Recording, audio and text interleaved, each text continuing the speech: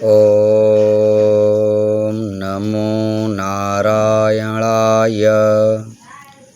ॐ नमो नारायणाय। ॐ नमो नारायणाय। श्रीलक्ष्मीनाथ समारंभां नाथयामुनमध्यमाम् अस्मदाचार्यपर्यन्तां वन्दे गुरुपरम्पराम्। बोलिए श्री जगद्गुरु श्री सद्गुरुदेव भगवान की जय।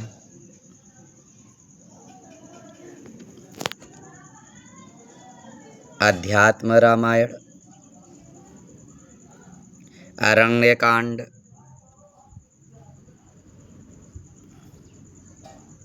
अष्टम सर्ग। सीता जी के वियोग में भगवान राम का विलाप और जटायु से भेंट। मैं प्रतिदिन आपको यही बताया रहा हूं कि यही रामायण प्रथम एवं प्राचीन है। इसका नाम है आध्यात्म रामायण। श्री महादेव जी ने माता सीता को यह रामायण सुनाए रहे हैं, राम जी की कथा सुनाए रहे हैं। माँ पार्वती जी श्री शिव जी महाराज जी से आग्रह किया था कि हमें राम जी की कथा को श्रवण करावें प्रभु, क्योंकि पुनर्बात को भूली नहीं थी, क्योंकि पहला जन्म सती का था।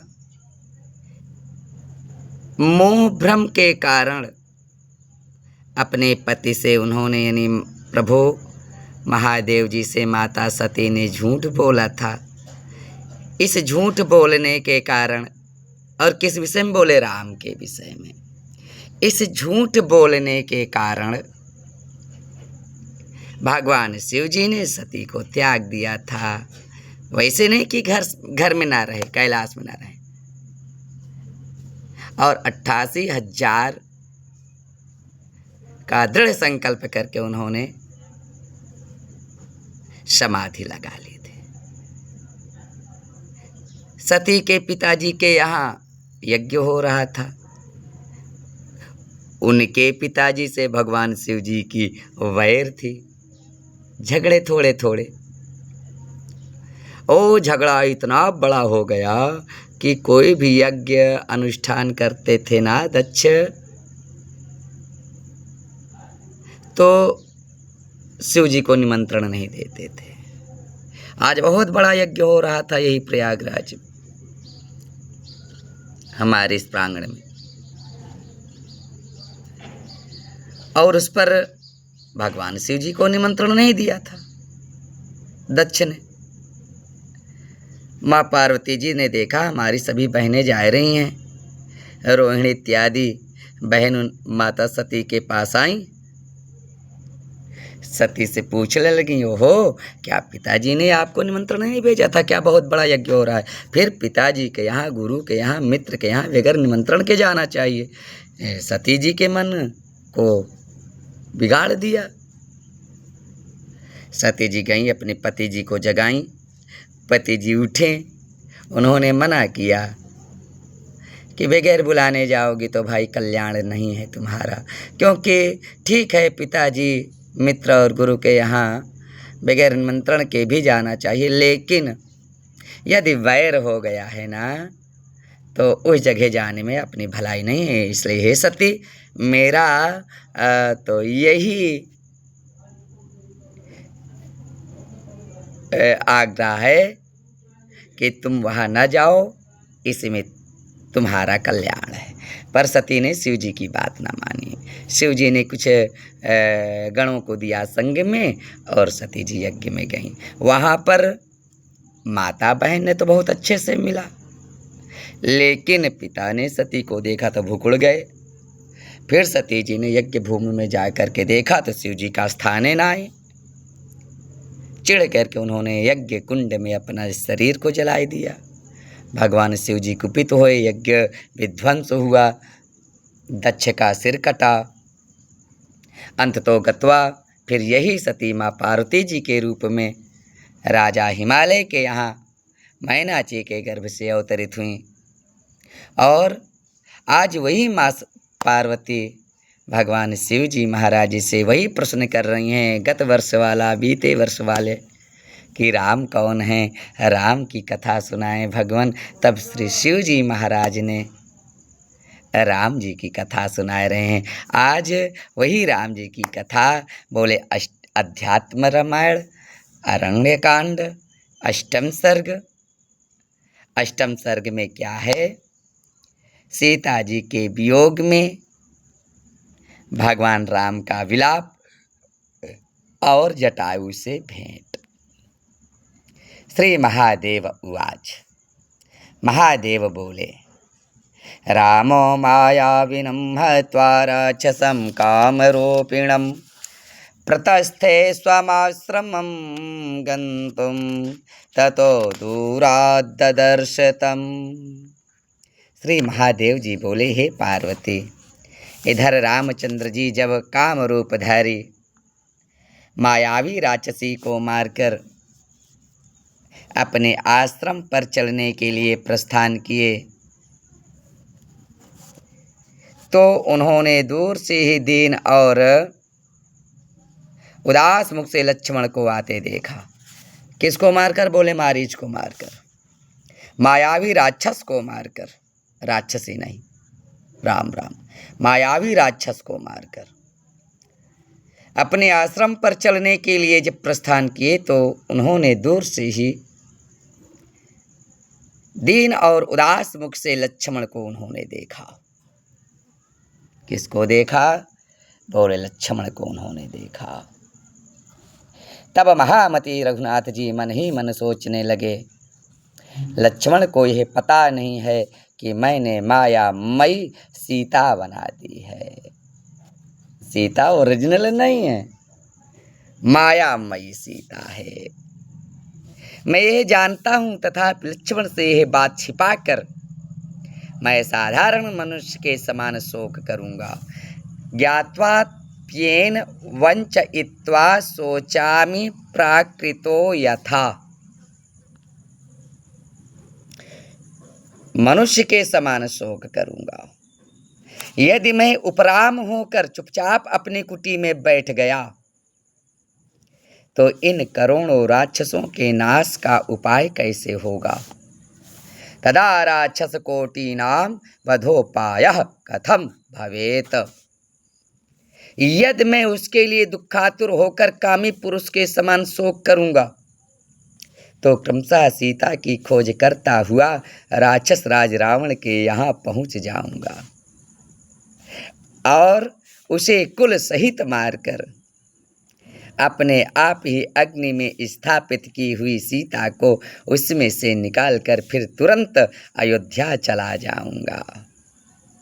ब्रह्मा की प्रार्थना से मैंने मनुष्य अवतार लिया है, अतः मैं कुछ समय पृथ्वी पर मनुष्य भाव में ही रहूंगा। इससे मुझ माया मानव के चरित्रों को सुनने वाले भक्ति परायण पुरुषों की अनायास ही मुक्ति हो जाएगी। ततो माया मनुष्यस्य चरितम मेनु शृण्वताम। मुक्ति हो जाएगी। श्री रामचंद्र जी ने इस प्रकार निश्चय कर लक्ष्मण जी की ओर देखकर कहा, लक्ष्मण, तुम मेरी प्रिया सीता को छोड़कर कैसे चले आए? कैसे चले आए? अब राक्षसगण जनक नंदनी सीता को हर ले गए होंगे अथवा उन्हें खा गए होंगे।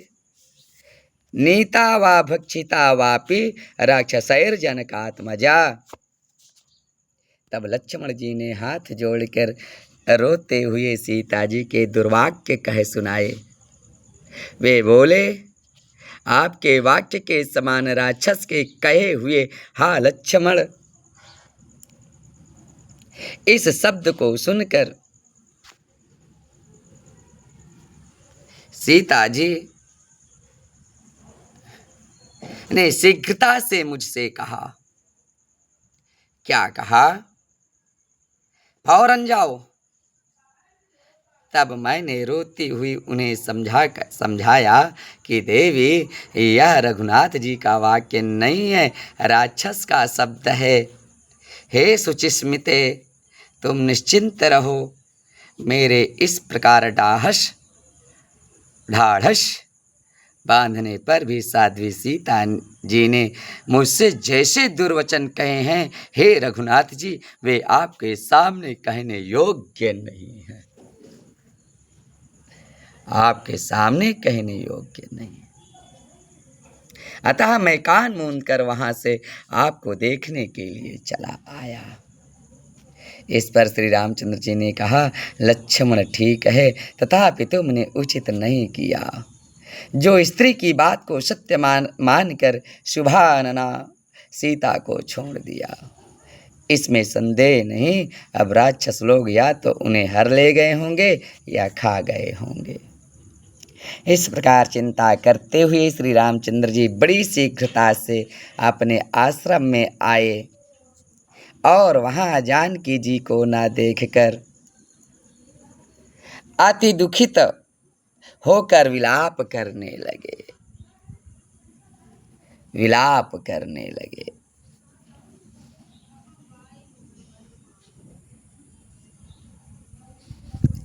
हाँ प्रिय, आज तुम पूर्ववत आश्रम में दिखाई नहीं देती हो, सो कहाँ चली गई हो? अथवा मुझे मोहित करने के लिए विनोद से ही कहीं छिप रही हो?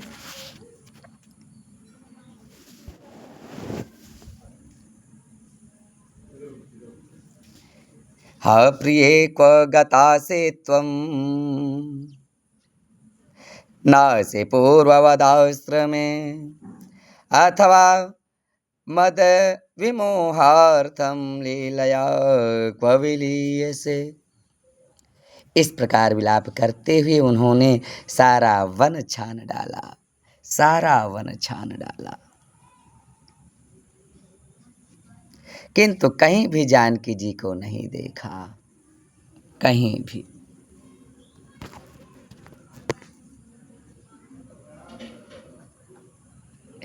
तब वे कहने लगे, आई वन देवियों, बताओ मेरी वल्लभा सीता कहाँ है? अरे मृग पक्षी और वृक्षों, तुम ही मेरे प्रिया को दिखाओ। एत्याचिन्वन वनं सर्वं नापश्य जानकीं तदा वनदेव्यः कुतः सीतां ब्रुवन्तो मम वल्लभाम्। मृगाश्च पक्षिणो वृक्षा दर्शयन्तु मम प्रियाम्। एत्येवं विलपन्नेव रामः सीतां न कुत्रचित्। इस प्रकार विलाप करते हुए सर्वज्ञ श्री रघुनाथ जी ने सीता जी को कहीं भी नहीं देखा। अहो, भगवान राम ने आनंद स्वरूप होकर भी सीता जी के लिए शोक किया। ध्यान से सुनना, मगन भी हैं फिर भी शोक कर रहे हैं। भगवान हैं।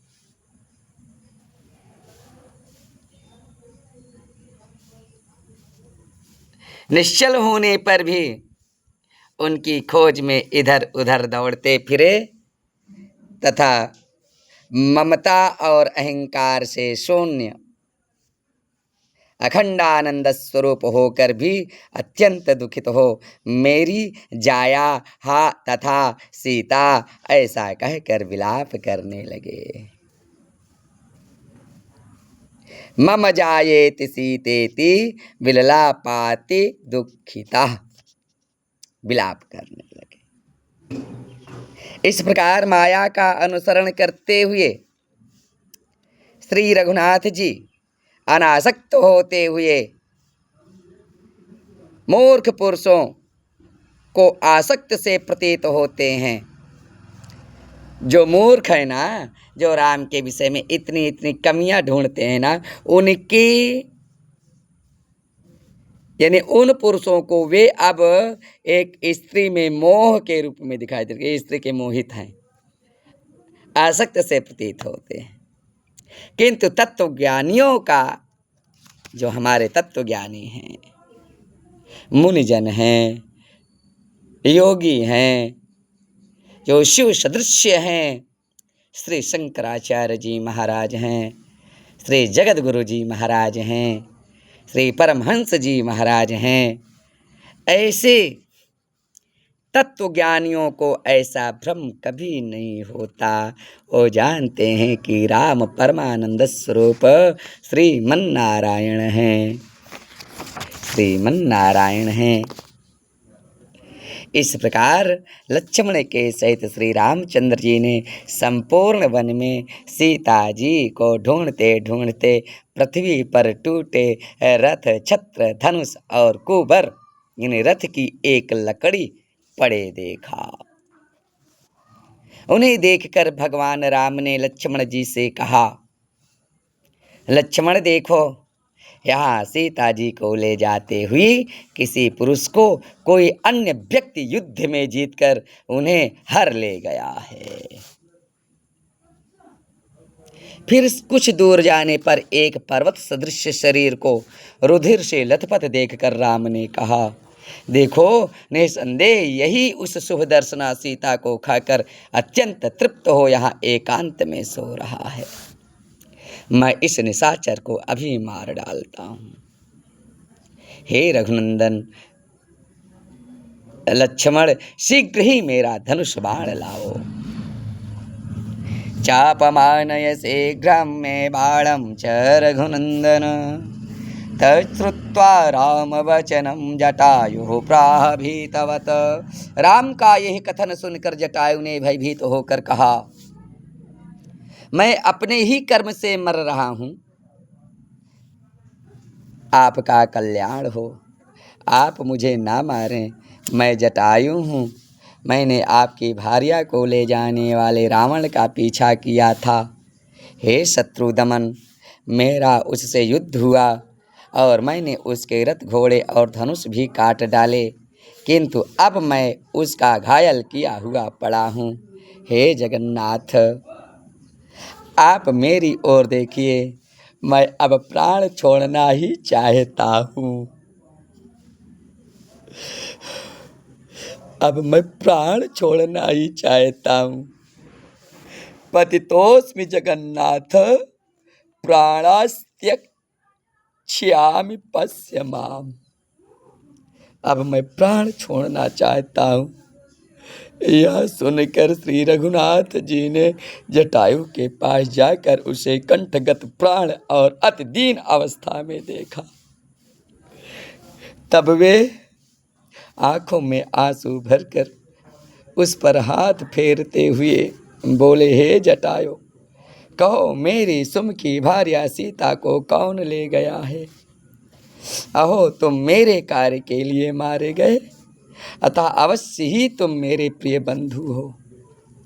जटायु ने राम वमन करते हुए लड़खड़ाती बोली में कहा।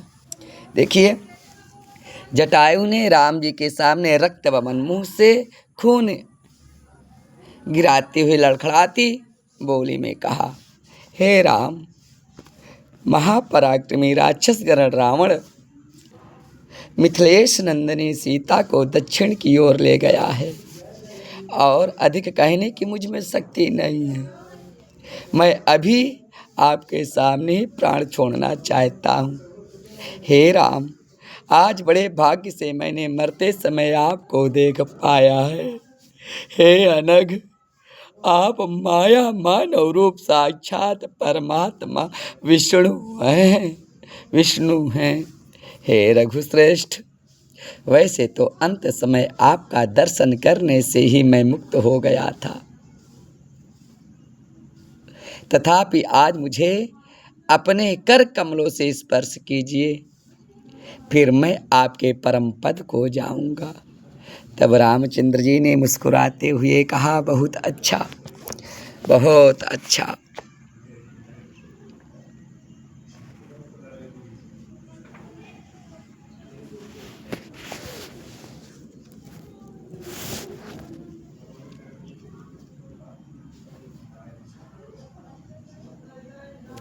बहुत अच्छा।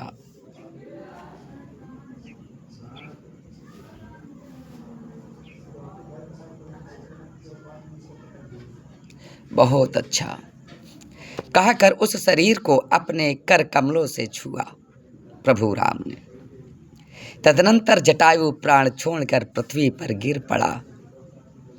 रामचंद्र जी ने नेत्रों में जल भरकर उसके लिए अपने स्वजन के समान शोक करते हुए लक्ष्मण से लकड़ियां मंगवाकर दाह कर्म किया। श्री रघुनाथ जी बोले, जटायो, तुम मेरे परम पद को जाओ और आज सबके देखते देखते मेरा सारूप्य प्राप्त करो, अर्थात चतुर्भुज से युक्त आप हो जाओ, मेरा सारूप्य प्राप्त करो। तदनंतर वह तुरंत ही दिव्य रूप धारण कर एक सूर्य सदृश प्रकाशमान विमान पर आरूढ़ हुआ। उस समय वह सुंदर पीतांबर धारण किए शंख चक्र गदा पद्म और किरीट आदि श्रेष्ठ आभूषणों के सहित अपने प्रकाश से, कौन, जटायु, अपने प्रकाश से संपूर्ण दिशाओं को प्रकाशित कर रहा था। वैसे ही वेशभूषा वाले 4 विष्णु पार्षद उसकी पूजा कर रहे थे तथा योगी गण उसकी स्तुति कर रहे थे। तदनंतर वह त्वरा के साथ हाथ जोड़कर श्री रघुनाथ जी को संबोधन कर उनकी स्तुति करने लगा। जटायुरुवाच, अगणित गुणमप्रमेयमाद्यं सकल जगस्थिति संयमादि हेतुम् उपरमपरं उपरमपरमं परमात्मभूतं सततमहं प्रणतोऽस्मि रामचन्द्रं। निरवधि सुखमिन्दिरा कटाक्ष क्षपिति सुरेन्द्र चतुर्मुखादि दुःखं नरवरमनिशं नतोऽस्मि रामं वरदमहं वरचापबाणहस्तम्।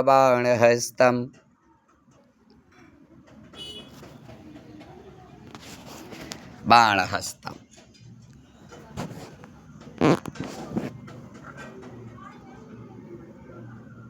जटायु बोला, हे अगणित गुणशाली, जो अगणित गुणशाली हैं, हे प्रभु, जो अगणित गुणशाली हैं, अप्रमेय हैं, जगत के आदि कारण हैं तथा उसकी स्थिति और लय आदि के हेतु हैं, उन परम शांत स्वरूप परमात्मा श्री रामचंद्र जी को मैं निरंतर प्रणाम करता हूँ, जो असीम आनंदमय और श्री कमला देवी के कटाक्ष के आश्रय हैं तथा जो ब्रह्मा और इंद्र आदि देवगणों का दुख दूर करने वाले हैं। उन धनुष बाणधारी वरदायक नरश्रेष्ठ श्री रामचंद्र जी के प्रति मैं अहर्निश प्रणत हूँ, अहर्निश प्रणत हूँ, जो त्रिलोकी में सबसे अधिक रूपवान हैं, सबसे स्तुत्य हैं, सैकड़ों सूर्यों के समान तेजस्वी हैं तथा वांछित फल देने वाले हैं। सैकड़ों उन शरणप्रद और प्रेमी हृदय में रहने वाले श्री रघुनाथ जी की मैं अहर्निश शरण लेता हूँ। कृतनिलयम रघुनंदनम प्रपद्ये त्रिभुवन कमनीय रूप अमीड्यम रविशतभासुरमिहित प्रदानम शरणमनिशम सुरागमूले कृतानि लयम रघुनंदनम प्रपद्ये। अहर्निश शरण लेता हूँ। भव विपिन दवाग्नि नामधेयम भवमुख दैवत दैवतम दयालुम दानुजपति सहस्त्र कोटिनाशम रवि तनया सदृशम हरिम प्रपद्ये। जिनका नाम संसार रूप में वन के लिए दावानल के समान है, जो महादेव आदि देवताओं के भी पूज्य देव हैं, तथा जो करोड़ों दानवेंद्रों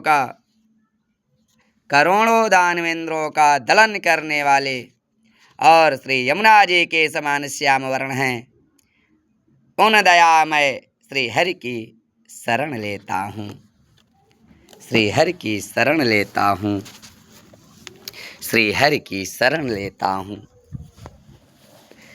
श्री हरि की शरण लेता हूँ, श्री हरि की शरण लेता हूँ।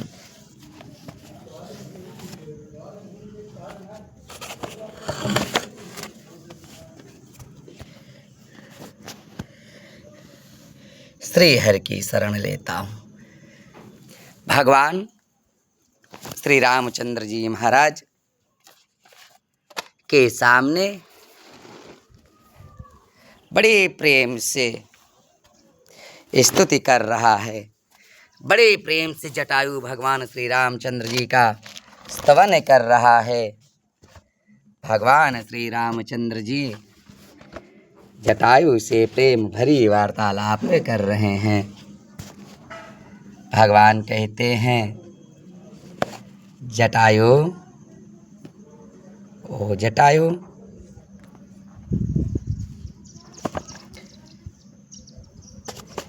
अभी जटायु फिर भी पुनः भगवान से स्तुति करता है। अविरत भव भावनाति दूरम भावा विमुखैर मुनिभिः सदैव दृश्यम भव जलधि सुतारणांघ्रि पोतम शरणमहं रघुनंदनम प्रपद्ये। शरणमहं रघुनंदनम प्रपद्ये। शरणमहं रघुनंदनम प्रपद्ये।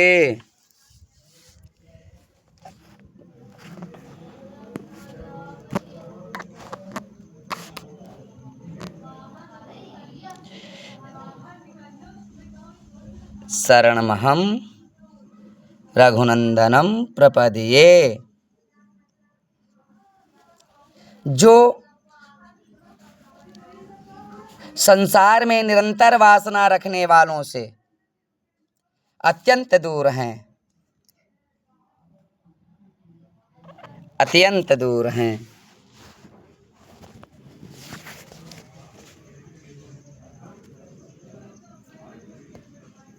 अत्यंत दूर हैं।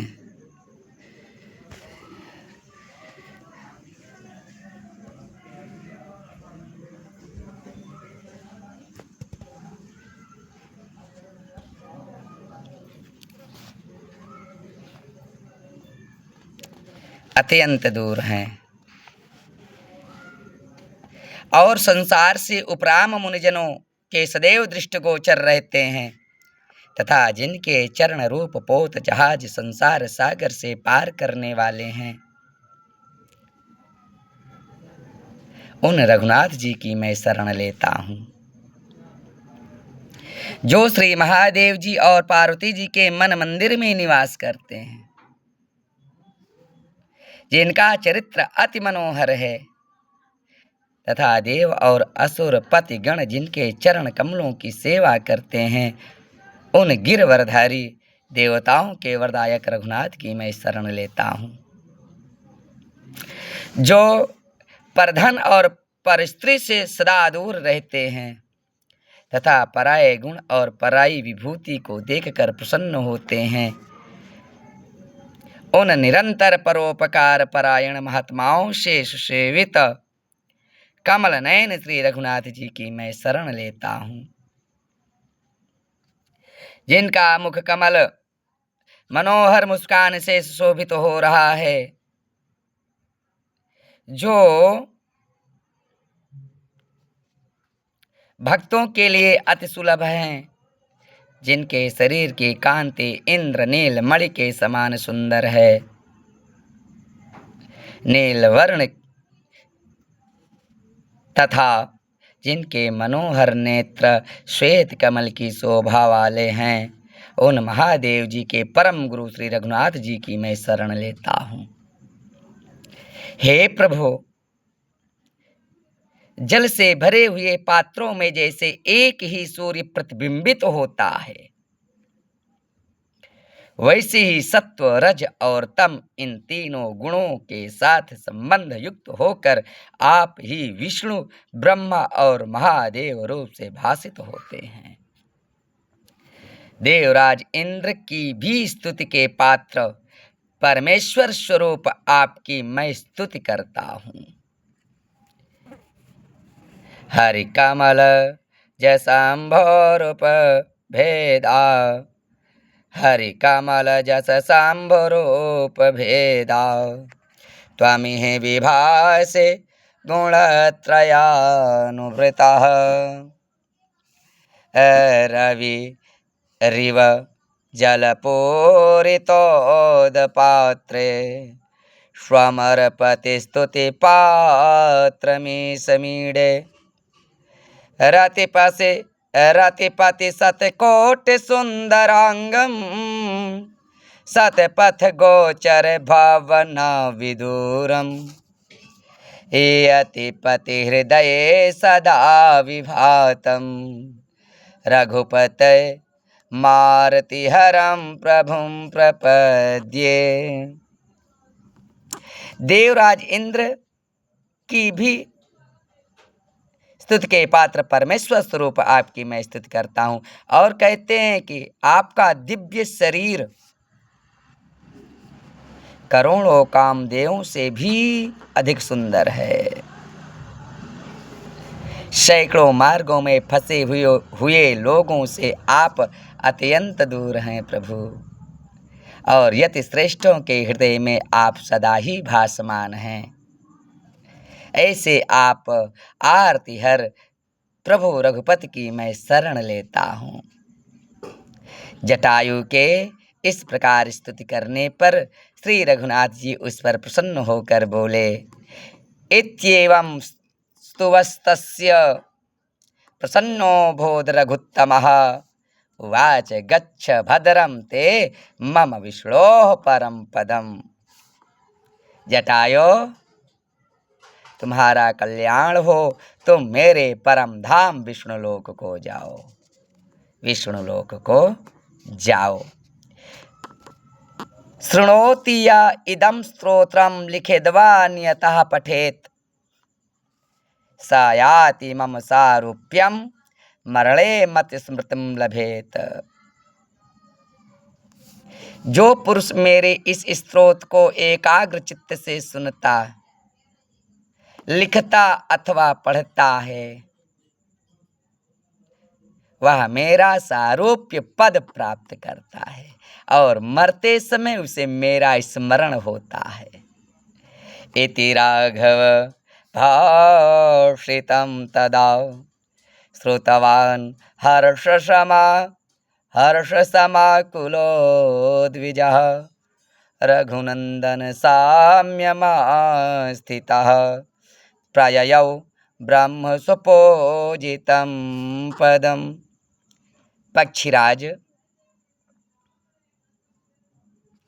जटायु ने रघुनाथ जी का यह कथन बड़े हर्ष से सुना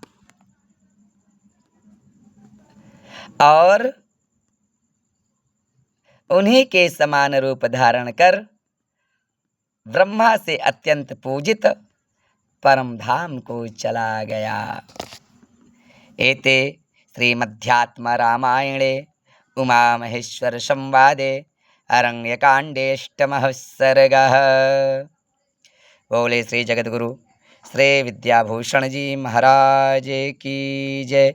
बोले अपने अपने श्री सद्गुरुदेव भगवान की जय।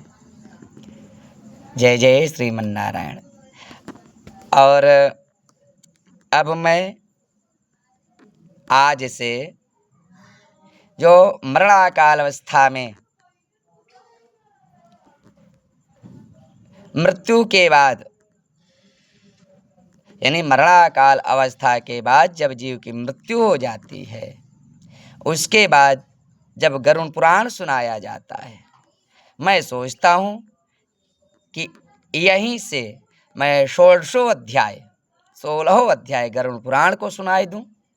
इसके बाद अरण्य कांड के 9वें सर्ग कबंधो उद्धार की ओर आगे कथा चलेंगे। अब आज से मैं गरुड़ पुराण आप लोगों को सुनाऊंगा।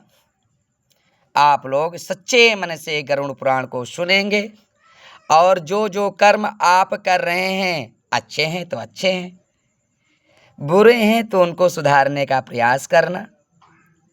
और गरुड़ पुराण के एक एक अध्याय के एक एक श्लोक के सार को मैं बताऊंगा, अर्थ को मैं बताऊंगा। 16 अध्याय में एक एक श्लोक के सारे अर्थों को मैं सुनाऊंगा। आप सब लोग सच्चे मन से सुनना, ध्यान से सुनना और उसको अमल करने का प्रयास करना। सोचना कि यह बात सत्य है कि यह सत्य है, जो कुछ दिखाई दे रहा है सही दिखाई दे रहा है कि झूठा दिखाई दे रहा है। इसके लिए अपने कर्मों को सुधारने के लिए अब मैं गरुड़ पुराण आज से आप सब लोगों को श्रवण कराऊंगा। और जब गरुड़ पुराण 16वां अध्याय हमारा संपन्न होवेगा, उसके बाद फिर अरण्य कांड 9वें सर्ग से कबंधोद्धार की कथा फिर पुनः मैं वर्णन करूंगा। गरुड़ जी के द्वारा भगवान श्रीमन नारायण के बताए हुए ज्ञानोपदेश को आप सब लोगों को समझाऊंगा। देखिए, कोई नहीं जानता, केवल श्रीमन नारायण जानते हैं बस कि जीव को कितना कष्ट मिलता है बुरे कर्म करने वाले को। और श्रीमन नारायण ने गरुड़ को यह बात बताए रहे हैं। आप सब लोग, हम सब जीव सुन करके उन्हीं के रास्ते पर चलने का प्रयास करेंगे। बोले श्रीमन नारायण भगवान की जय।